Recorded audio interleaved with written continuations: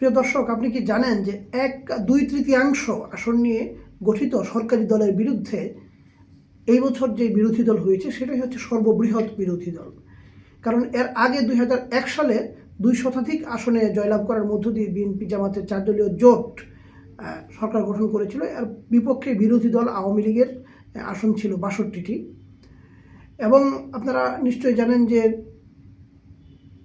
2008 সালে যে আওয়ামী লীগ যখন সরকার গঠন করেছিল তারাও কিন্তু 2 শতাধিক আসনে জয়লাভ করেছিল এবং সেইখানে বিএনপি প্রধান বিরোধী দল, তাদের আসন ছিল মাত্র 30টি, বিএনপি জামাত মিলিয়ে 33টি। এছাড়া এর আগে এরশাদ যখন 2/3 আসনে জয়লাভ করে, জিয়াউর রহমান যখন 2/3 আসনে জয়লাভ করে এবং বিএনপি 1979 সালে, তখন তো মাত্র 28 আসন নিয়ে বিরোধী দলে ছিল আওয়ামী লীগ। এরশাদের বিরুদ্ধে মাত্র 3 আসন নিয়ে বিরোধী দলে ছিল আসম আব্দুর রব।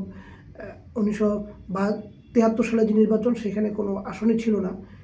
সুতরাং এই 2/3 আসনের বিরুদ্ধে এবারই সর্বপ্রথম 68টি দলীয়ভাবে জামাত ইসলামী এবং বিরোধী দল জোটগতভাবে 77টি আসন নিয়ে, মানে 2/3 আসনের সরকারের বিরুদ্ধে সর্ববৃহৎ বিরোধী দল হিসাবে জামাত ইসলামী ভূমিকা রাখছে। আর ওভারঅল বিরোধী দল হিসাবে এটা হচ্ছে 4র্থ সংখ্যাগরিষ্ঠ বিরোধী দল।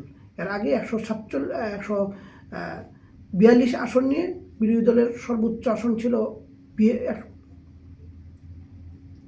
এর আগে 114 আসন নিয়ে সর্ববৃহৎ বিরোধী দল ছিল বিএনপি, এরপর 92 আসন নিয়ে আওয়ামী লীগ, এরপর এরশাদের বিরুদ্ধে 76 আসন নিয়ে আওয়ামী লীগ এবং এবছর 68টি আসন নিয়ে জামাত ইসলামী।